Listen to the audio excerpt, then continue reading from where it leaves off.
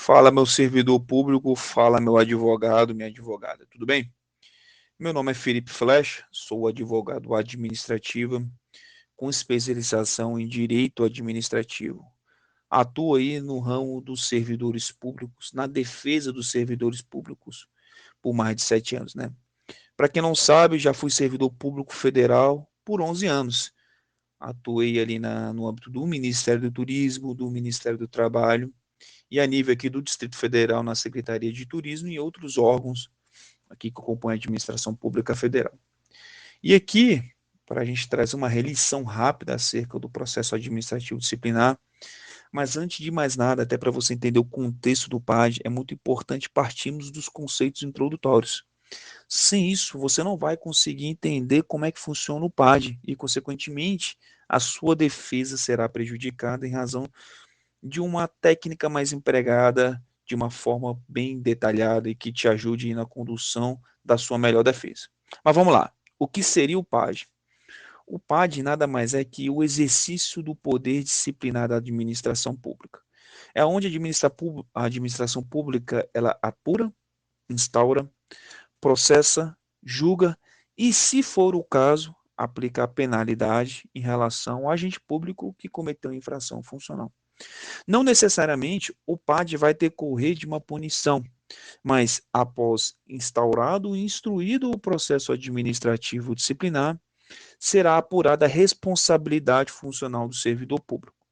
E essa responsabilidade, esse poder de exercer uma sanção em relação ao servidor público, é por meio do poder disciplinar. A administração pública, ela aplica aos seus agentes públicos penas administrativas em relação ao exercício irregular do cargo, que é decorrente do poder disciplinar. Sem isso, a administração pública não poderia aplicar as suas penas quando se verificada as irregularidades administrativas praticadas pelos agentes públicos, diferentemente do poder de polícia.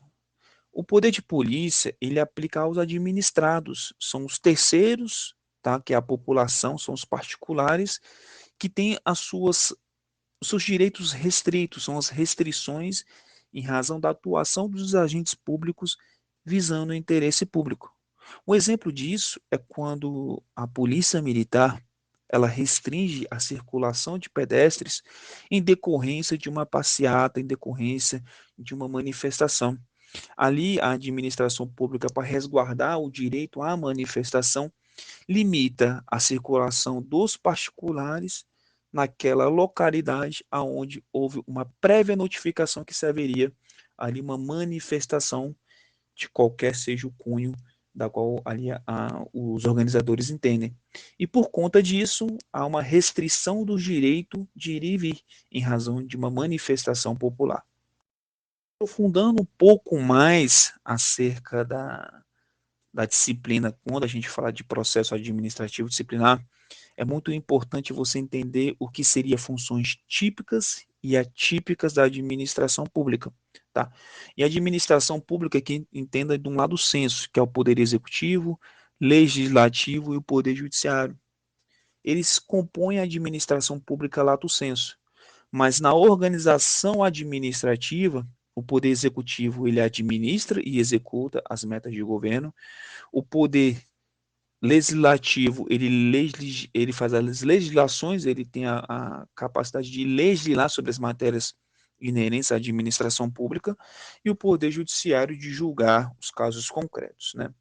E principalmente quando a administração pública ele exerce essa atividade sobre os seus administrados, sobre os seus agentes públicos, a gente fala do poder disciplinar e do exercício da atividade atípica, julgar os seus agentes, exercendo a atividade de aplicar penas em razões de verificadas as infrações funcionais.